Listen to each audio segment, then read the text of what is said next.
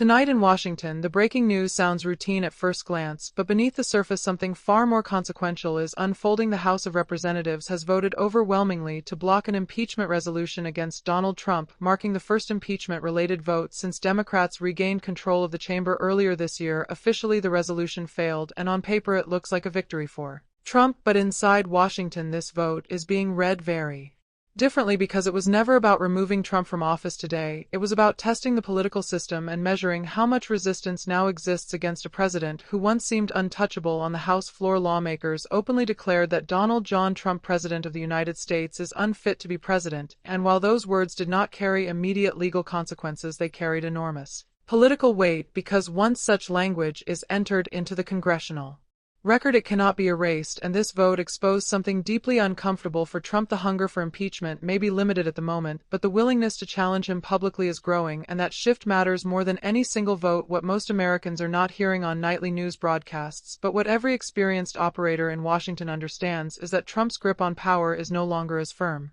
as it once was, and this erosion is not theoretical or tied to some future election cycle. It is happening right now in real time through quiet institutional resistance and growing political fatigue. Congress is beginning to move against Trump in ways that would have been unthinkable earlier in his presidency. House Democrats have placed new impeachment articles on the record, not because they expect immediate success, but because they are laying groundwork and creating pressure points. Senate Republicans, meanwhile, are quietly blocking or delaying Trump's nominees, refusing to rubber stamp his agenda and reasserting their own authority, and the political system that once bent itself around Trump's demands is now showing signs of structural resistance, and Trump knows it. His increasingly angry rhetoric, his fixation on loyalty, his public attacks on Congress, and even on members of his own party all point to the same internal realization that he is facing for the first time. Power is not permanent, and institutional tolerance has limits. Trump has always governed by pushing boundaries, daring opponents to stop him, and relying on the assumption that fear and party loyalty would keep everyone in line. But what happens when that assumption begins to fail? What happens when lawmakers realize that opposing Trump no longer carries the same political cost as defending him? This is where the story truly begins, because this moment is not defined by a single vote or resolution. It is defined by a shift in incentives, and incentives drive behavior more than ideology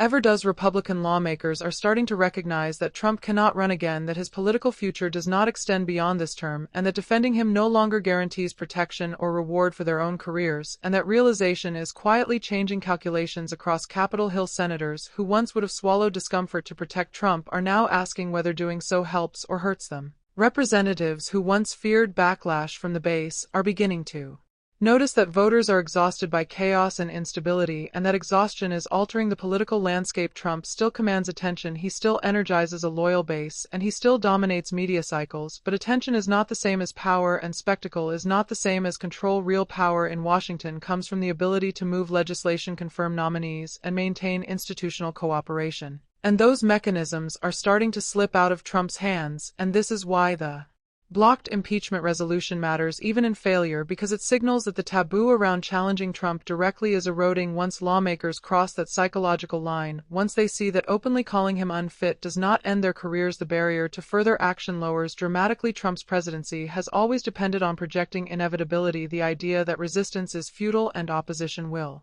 eventually fold, but inevitability collapses the moment people see that defiance is possible and survivable, and that is exactly what this vote demonstrated. Behind closed doors, Republican strategists and Senate aides are already discussing scenarios they once refused to consider. What happens if Trump's approval drops further? What happens if another shutdown or crisis explodes? What happens if defending Trump begins to threaten the party's control of Congress? These are not public conversations yet, but they are happening quietly, and those quiet conversations are far more dangerous to Trump than loud protests or fiery speeches, because they indicate strategic repositioning, not emotional reaction. Trump senses this shift, which explains his increasingly erratic behavior, his obsession with identifying enemies, his constant framing of any disagreement as betrayal, because leaders who feel secure do not behave this way. Only leaders who sense their grip loosening do. Trump is confronting an unfamiliar reality, that institutions move slowly, but when they move decisively, and once institutional resistance solidifies, it is very difficult to reverse. The House vote, therefore, should not be understood as an endpoint, but as an early indicator of a broader trend, a signal that Trump's presidency has entered a new phase, one defined not by dominance but by erosion, not by expansion of power but by gradual containment. The question is no longer whether Trump faces opposition. He always The question is whether that opposition has reached a level where it can constrain him effectively, and the early signs suggest that moment is approaching, because when a president loses the unquestioned loyalty of his own party, he does not fall all at once. Instead, his power drains incrementally, one blocked vote, one delayed nomination, one defiant senator at a time, and by the time the collapse becomes obvious, it is usually already too late to stop it, and that is why this vote matters, why Washington is buzzing tonight, and why Trump is watching all of this unfold with growing alarm, because for the first time the system is no longer bending around him, it is beginning to push back, and once that process starts, it rarely stops on its own.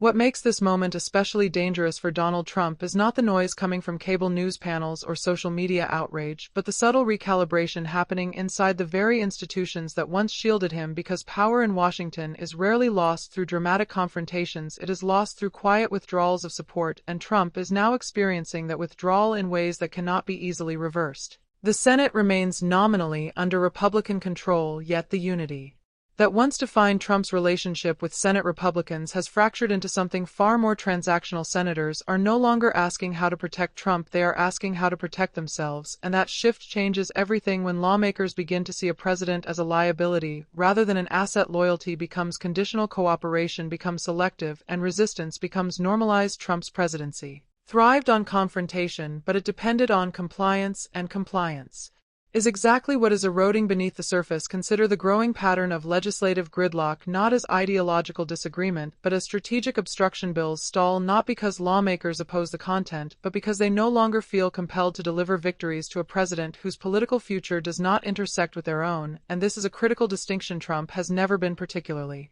effective at building durable coalitions, but he compensated for that weakness through intimidation and spectacle. Now that intimidation is losing its potency, lawmakers are rediscovering the power of simply saying no and letting the clock run out, and in Washington, time is the most powerful weapon of all, because delay can kill any agenda without the risk of direct confrontation. Trump can rage against Congress on social media, he can accuse lawmakers of betrayal and sabotage, but those accusations no longer carry the same weight because the threat that once backed them up has diminished. Trump cannot campaign again, he cannot offer future protection, and he cannot punish dissenters the way he once could, and lawmakers know this. Trump's influence over primaries remains real, but it is no longer absolute, and that distinction matters because political survival instincts are ruthless. Senators and representatives will tolerate controversy only as long as it serves their interests. The moment it stops doing so, allegiance evaporates, and Trump is watching this process unfold in real time. His attacks on fellow Republicans have grown sharper, his language more personal, because he understands instinctively that authority based on fear must constantly be reinforced. Once fear fades, it must be replaced with something else. But Trump has never built relationships on trust or mutual respect, only on dominance, and dominance without leverage collapses quickly. Another factor accelerating this erosion is the growing impatience of the business community and donor class, which once tolerated Trump's unpredictability in exchange for tax cuts, deregulation, and judicial appointments. Now that those priorities have largely been secure, the appetite for chaos has diminished. Major donors care about stability, predictability, and long-term planning, and Trump offers none of that anymore. His erratic behavior, his public feuds, and his fixation on grievances rather than governance have become liabilities rather than features, and while donors rarely announce such shifts publicly, their influence is felt through quieter channels. Funding slows, access disappears, and lawmakers receive subtle signals that defending Trump too aggressively may come at a financial cost. And in modern politics, money does not buy loyalty outright, but it certainly influences risk tolerance, and that tolerance is shrinking. Trump's continued insistence that he alone represents the will of the people is also colliding with an uncomfortable electoral reality. Voter fatigue is real even among his supporters.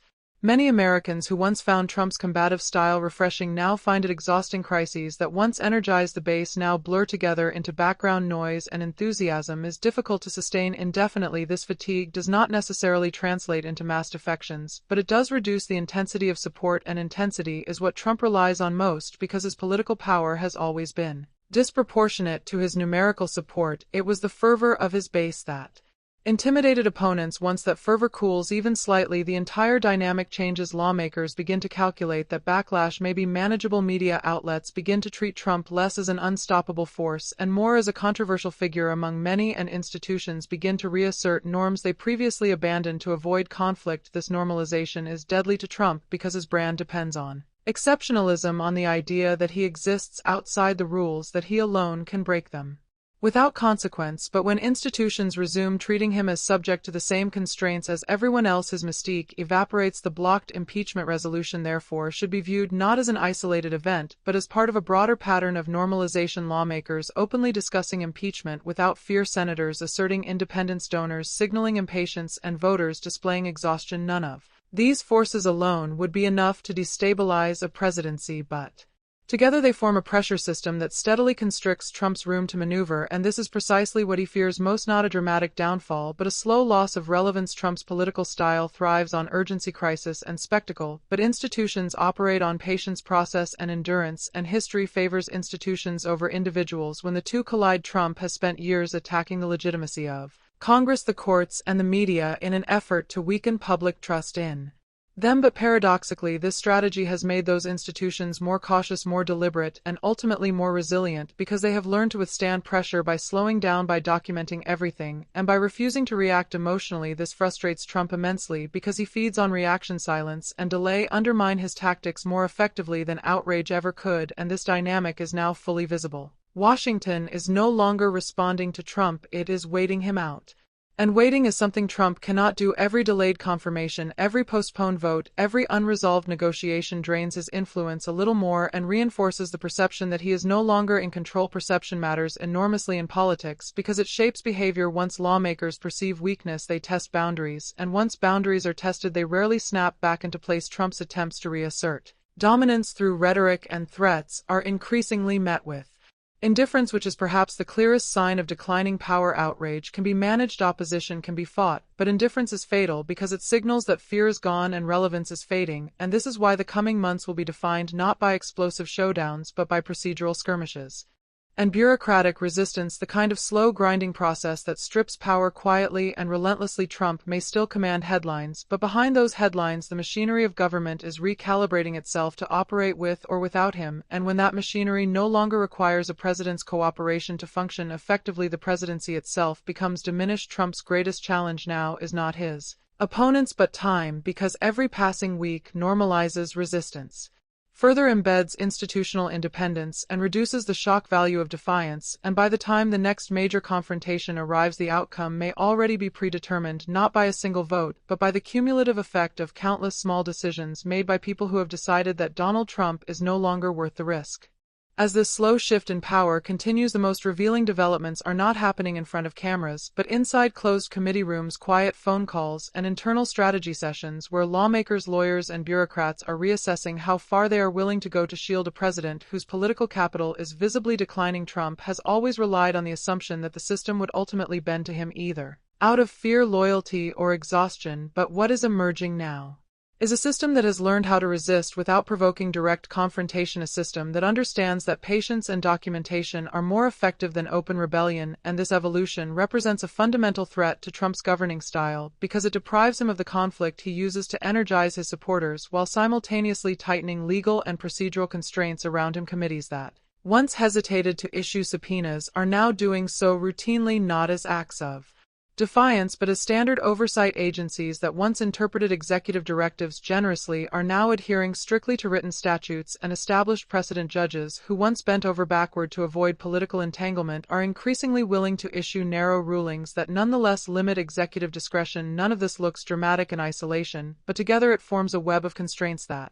makes unilateral action increasingly difficult, and Trump is finding that the informal leeway he once enjoyed has evaporated. He can still issue orders and make announcements, but translating those declarations into durable outcomes now requires cooperation from actors who no longer feel compelled to comply, and this is where Trump's impatience becomes a liability. Governance at this stage requires negotiation, compromise, and sustained engagement skills Trump has consistently dismissed as weakness. His preference for loyalty over competence has hollowed out key parts of the executive branch, leaving behind a structure that struggles to execute even basic policy initiatives efficiently, and that inefficiency compounds the perception of decline when policies stall, not because of ideological opposition, but because of administrative dysfunction. Confidence erodes further both within the government and among the public. Trump's repeated attacks on his own appointees reflect this frustration. He lashes out because the machinery he once controlled no longer responds as quickly or predictably as it did before, and each public outburst reinforces the impression that he is reacting rather than directing. Another critical dimension of this moment is legal exposure. Trump's presidency has been uniquely entangled with ongoing investigations, lawsuits, and judicial proceedings, many of which were delayed or deprioritized, while he maintains strong political backing. Now that backing is thinning,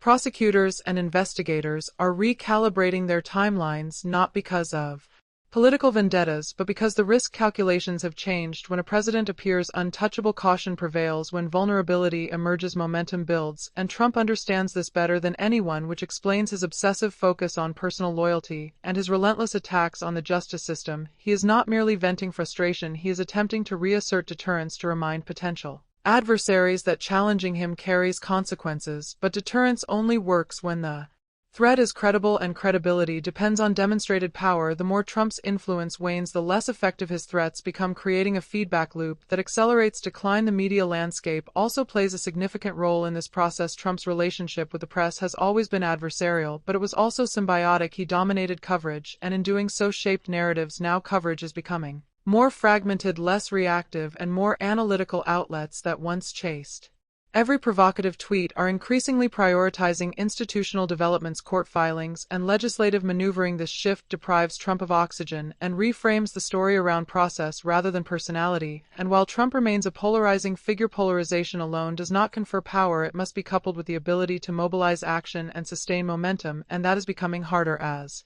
attention diffuses and novelty fades. Trump's efforts to recapture dominance through escalating rhetoric risk backfiring, because escalation without leverage exposes weakness rather than strength. When threats are repeated without follow-through, they lose impact and invite testing, and we are seeing exactly that dynamic unfold as lawmakers push boundaries that would have been unthinkable earlier in Trump's presidency. The calculus has changed because the perceived cost of defiance has dropped significantly, and this recalibration extends beyond Washington into state governments. Corporations and foreign capitals. Governors are increasingly willing to chart independent courses. Corporations are hedging their political bets, and foreign leaders are adjusting their strategies accordingly. Alliances built on personal rapport are proving fragile as institutional continuity reasserts itself, and Trump's transactional approach to foreign policy is losing effectiveness as partners wait him out, knowing that commitments made under pressure may not endure. This global dimension further constrains Trump because international cooperation often requires credibility and predictability, qualities his presidency is struggling to project at this stage. The cumulative effect of these trends is not immediate collapse, but gradual marginalization. Trump still occupies the office, but the office no longer amplifies his will as it once did. Instead, it absorbs his energy and diffuses it through layers of process, oversight, and resistance. This is an unfamiliar experience for a man accustomed to commanding attention and bending environments to his preferences, and his visible discomfort with this reality is shaping his behavior in ways that may further accelerate decline. Impulsive decisions, reactive messaging, and public grievances may satisfy short-term emotional needs, but they undermine strategic positioning and reinforce perceptions of instability, which in turn embolden opponents and unsettle allies. Trump's greatest vulnerability now is not any single investigation or vote, but the convergence of institutional normalization, legal exposure, donor fatigue, voter exhaustion, and internal dysfunction. These forces are mutually reinforcing, and they operate independently of Trump's personal will. He cannot tweet them away, intimidate them into submission, or outmaneuver them through spectacle. They are structural, and structural forces move slowly but relentlessly, and history suggests that once they gain momentum, individual resistance becomes increasingly futile. Trump's presidency is entering a phase where outcomes are shaped less by his intentions and more by the constraints imposed upon him, and that shift is profound because it marks the transition from dominance to management, from expansion to containment. And while Trump may continue to fight loudly, the battle itself is changing form, becoming quieter, more procedural, and ultimately more decisive. The real story is no longer what Trump says or does on any given day, but how the system responds over time, and increasingly the system is responding with patience, restraint, and resolve, qualities that Trump has consistently underestimated and that may prove to be his undoing. By the time this phase of Trump's presidency fully settles in, the most consequential battles are no longer about ideology or even policy, but about endurance, control, and legacy, because when a leader's ability to shape outcomes weakens, the struggle shifts to how long that leader can maintain relevance and how much damage or influence they can exert before time runs out. Trump's instinct has always been to fight harder when cornered, to escalate conflict, and to dominate the narrative through force.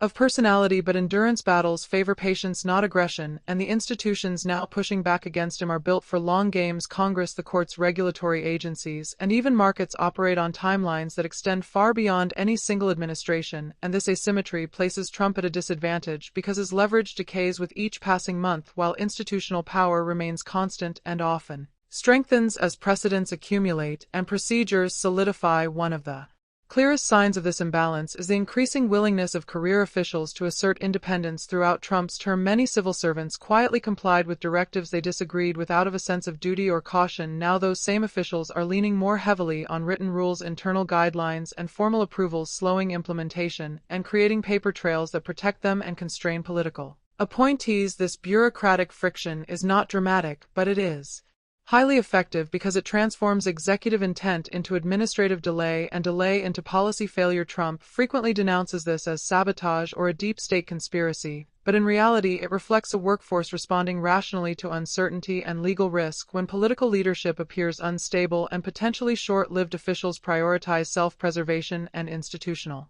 continuity, and that dynamic strips presidents of informal influence, leaving them reliant on formal authority, which is far less flexible and far easier to challenge in court. Trump's attempts to bypass or intimidate this bureaucracy often backfire because they invite judicial scrutiny and congressional oversight, further entrenching resistance. The courts in particular are emerging as a critical arena, not through sweeping rulings, but through narrow decisions that chip away at executive discretion. Each injunction, each remand, each requirement for additional justification imposes costs in time and credibility, and while Trump frequently rails against judges, those rulings accumulate into a body of precedent that future administrations will inherit, and that future courts will reference. This legacy of litigation may ultimately outlast Trump's political career, shaping the presidency itself in ways he did not intend. Another factor accelerating Trump's decline is narrative fatigue. Political movements rely on stories, heroes, villains, victories, and crises. Trump's narrative once centered on disruption and rebellion against entrenched elites, but after years in power, that narrative has lost coherence. Disruption without constructive outcomes begins to look like incompetence. Rebellion from within the establishment rings hollow, and grievances repeated without resolution become stale, even among supporters. Trump's messaging increasingly circles familiar themes: betrayal, unfair treatment, persecution, without offering a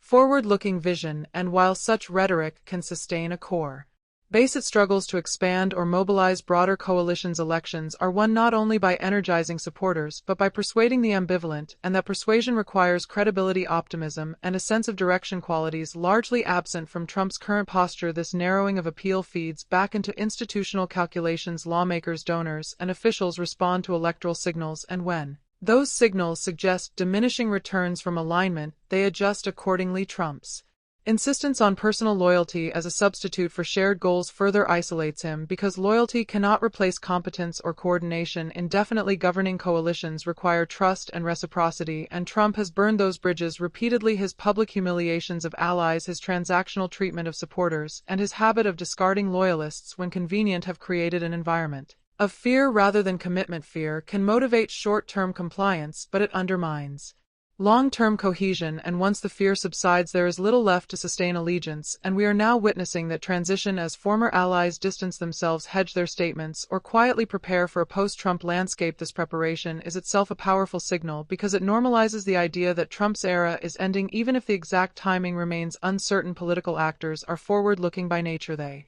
invest where they see future value and divest from declining assets, and Trump is increasingly perceived as the latter. This perception shapes media coverage, fundraising decisions, and strategic alliances, creating a self-reinforcing cycle of decline. Trump's response to this environment has been to double down on confrontation, casting himself as a besieged outsider even while wielding the power of the presidency. This paradox weakens his position because it confuses responsibility and accountability. Leaders can rally support by claiming persecution only so long as they are seen as genuinely constrained. When the leader in question controls the executive branch, such claims ring hollow and invite skepticism. Trump's refusal to acknowledge any responsibility for setbacks or failures further erodes credibility because it suggests an inability to adapt or learn, and adaptability is essential for survival in complex systems. Institutions reward leaders who adjust strategies and punish those who cling to outdated tactics. Trump's rigid reliance on grievance And dominance may have served him well in earlier phases, but it is ill-suited to the current environment where patience, nuance, and coalition building are paramount, and this mismatch is becoming increasingly evident. The presidency is no longer amplifying Trump's strengths, it is exposing his weaknesses, and that exposure is shaping historical judgment in real time. Historians often debate when a presidency effectively ends